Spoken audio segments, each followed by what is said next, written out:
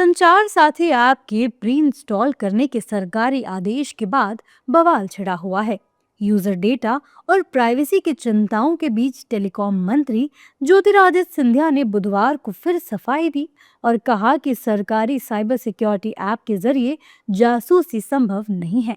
ज्योतिरादित्य सिंधिया ने कहा, public domain में जो अफवाहें फैली हुई हैं उन पर भरोसा मत करिए। नियम 7B में ये कहीं भी नहीं लिखा कि आप ऐप को अनइंस्टॉल नहीं कर सकते। The reality is lost if you don't go into the details. What does 7B say?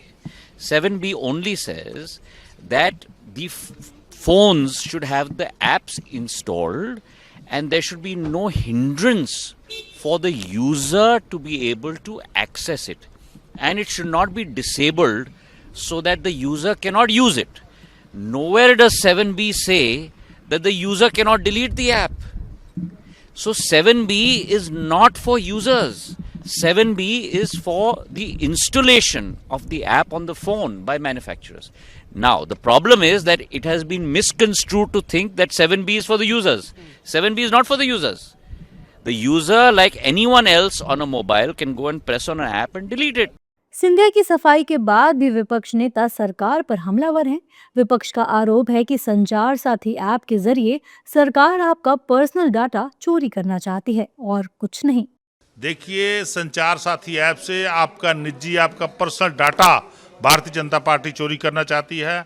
आपका जो भी डाटा होगा उसके साथ संचार साथी ऐप में चला जाएगा और कोई भी कंपनी उसको हैक करके उस डाटा को मिसयूज करेगी। ये बहुत बड़ा जो निजी आज़ादी होती है, जो पर्सनल आज़ादी होती है, उसके ऊपर बहुत बड़ा हमला जो है वो भारतीय जनता पार्टी ने बोला है।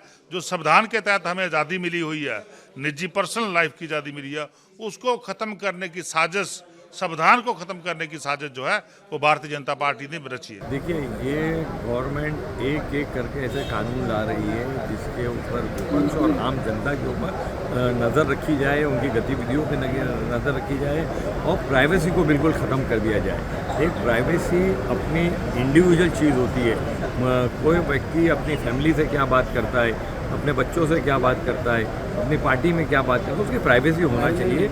और ऐसे ऐप ला करके ये प्राइवेसी के ऊपर लोगों के अंकुश लगाने का काम ये सरकार करने जा रही है। तो कांग्रेस और पूरा विपक्ष इसका पुरजोर विरोध करे। आपको बता दें कि संचार साथी ऐप सभी एप्पल और गूगल प्ले स्टोर पर डाउनलोड करने के लिए उपलब्ध है, लेकिन यूजर्स के पास अभी ये विकल्प है कि वो इस ऐप को अपने फोन में इंस्टॉल करें या ना करें।